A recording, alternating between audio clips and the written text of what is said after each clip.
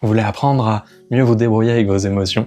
Aujourd'hui, à mon cabinet de Bourgoin-Jallieu, je vous explique un peu mieux ce que sont les émotions et je vous amène un outil pour démystifier déjà et apprivoiser d'une meilleure manière vos émotions.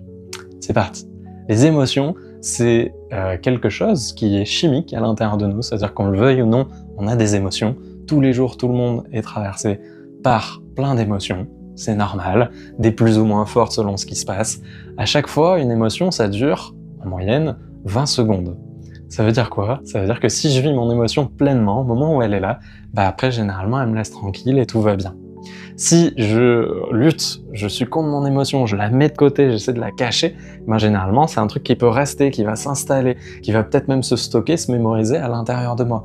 Il y a des gens, en faisant ça, qui transforment une émotion en sentiment, et du coup parfois il y a des gens qui sont en colère, par exemple, si on prend cette émotion-là de base, pendant plusieurs années. Du coup là c'est un sentiment, c'est quelque chose qui va être moins facile à enlever parce que j'aurais vécu sur ce sentiment-là, sur cet élément-là.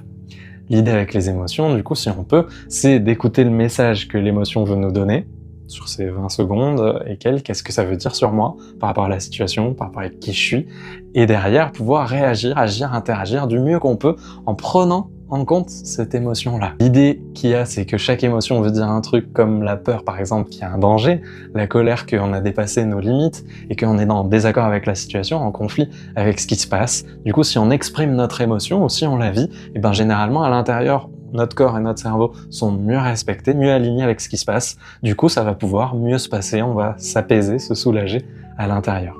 L'outil que je vais vous amener aujourd'hui, c'est de vous demander pourquoi l'émotion est là. Pas au moment où elle arrive, c'est juste de la vivre, mais après coup, ou là maintenant, si vous voulez, vous pouvez vous pencher sur une situation qui arrive régulièrement et vous dire « Ok, pourquoi est-ce que j'ai cette émotion ? Qu'est-ce que ça veut dire sur moi? Qu'est-ce que ça veut dire sur la situation?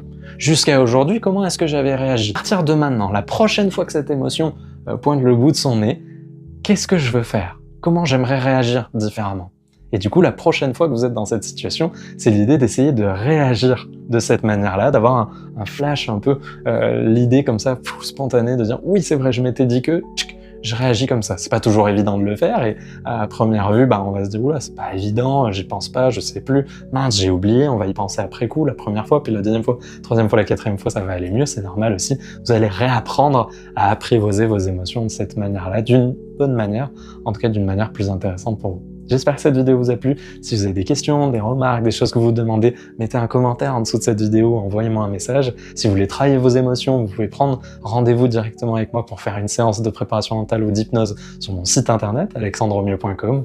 Sinon, likez, partagez, commentez cette vidéo, abonnez-vous et je vous dis à très bientôt pour un prochain sujet.